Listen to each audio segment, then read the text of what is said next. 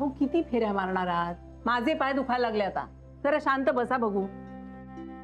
काय जे झालं ते झालं. ते वाद कोणाकडे होत नाहीत. तुम्हाला काय म्हणायचंय? म्हणजे बघ, आता समजा तुझ्या माझ्यात वाद झाले किंवा तुझ्यात आणि समिधामध्ये वाद झाले तर दुसऱ्या दिवशी बोलता ना तुम्ही. हो.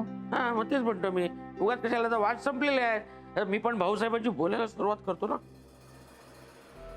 नको.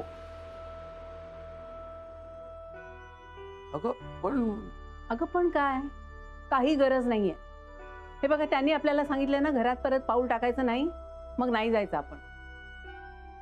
आणि समजा तुम्ही गेलात, अगदी प्रेमाने गेलात आणि ते तुम्हाला उलट सुलट काहीतरी बोलले तर सगळ्यात जास्त त्रास राधिकाला होणार आहे.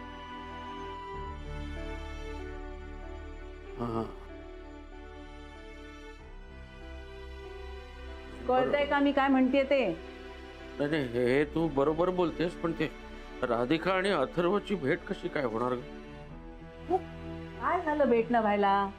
राधिकाची आठवण आली तर आपण दुकानात जाऊन भेटू, अथर्वची आठवण आली तर शाळेत जाऊन भेटू, पण तुम्ही त्या घरात पाऊल टाकायचं नाही. काय भारती, तू बोलतेस? हो, कारण त्या घरात पुन्हा तुमचा अपमान झाला तर मला खपणार नाही. आणि आपलं आणि राधिकाचं नातं आहे ना, ते कधीच तुटू शकत नाही. आपण तिला कधीही कुठेही भेटू शकतो, हो की नाही? हो, नाही बरोबर आहे तुझं. आपलं आणि राधिकेचं नातं आहे आणि जेव्हा तिला खरं कळेल ना तेव्हा तिच्यासोबत आपणच असू, अगदी कायम. अर्थातच, पण मग असा चेहरा पाडून बसू नका. आणि गुरुनाथचं म्हणाल ना, तर त्यांनी जे काय केलंय त्याचं फळ त्याला आज ना उद्या कधीतरी भोगायलाच लागेल. नाही, ते बरोबरच आहे. एके दिवशी त्याला चांगलाच धक्का बसणार आहे. कारण काय, सत्य लपून राहत नाही, कधी ना कधी उघडं पडतंच. बर, मग आता चहा घ्याल? करू चहा? शांत बसा, चेहऱ्यावर हसू. चहा आणते.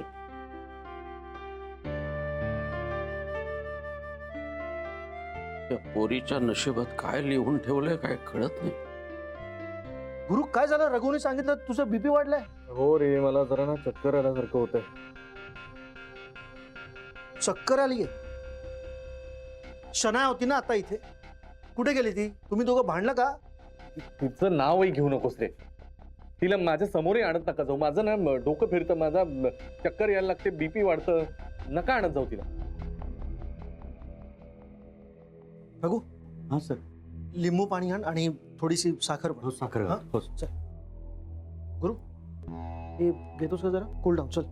काय कूल डाऊन आलं?